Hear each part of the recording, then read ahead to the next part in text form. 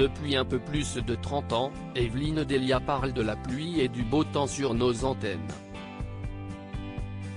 Celle qui a longtemps côtoyé Jean-Pierre Pernaut sur TF1 et qui pleure aujourd'hui sa disparition est ainsi devenue une figure incontournable du paysage audiovisuel. En plus de sa personnalité appréciable, elle s'illustre comme une icône du chic, de l'élégance et affiche une jolie silhouette.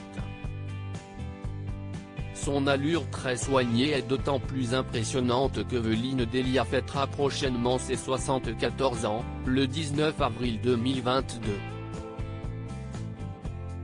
On pourrait alors croire que la présentatrice météo se donne les moyens de garder la forme et pourtant. Il n'est rien. Si est-il vrai que beaucoup de gens pensent que je fais du sport toute la journée, mais pas du tout. En revanche, je marche énormément. Je monte aussi tout le temps les 5 étages de chez moi à pied.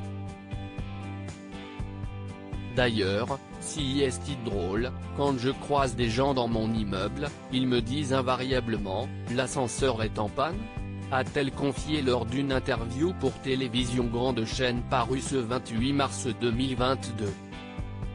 Pas de sport et pas de régime non plus. En effet, Evelyne Delia a la chance de ne se priver de rien, tout en ayant une hygiène alimentaire très équilibrée. Mais si est-il par goût. J'adore le poisson, les légumes et les fruits. Mais je mange aussi du chocolat et, à la cantine, je prends toujours de dessert, ce qui amuse la personne qui nous sert, a-t-elle encore raconté. La populaire blonde de la Une peut donc se vanter d'avoir simplement été gâtée par la nature. Il y a beaucoup d'hérédité, ma mère était très fine. Et je n'ai jamais fait de chirurgie esthétique. Je suis dans mon jus comme disent les antiquaires, a-t-elle assuré. Très en forme physiquement, Evelyne Delia reste tout autant dans sa tête.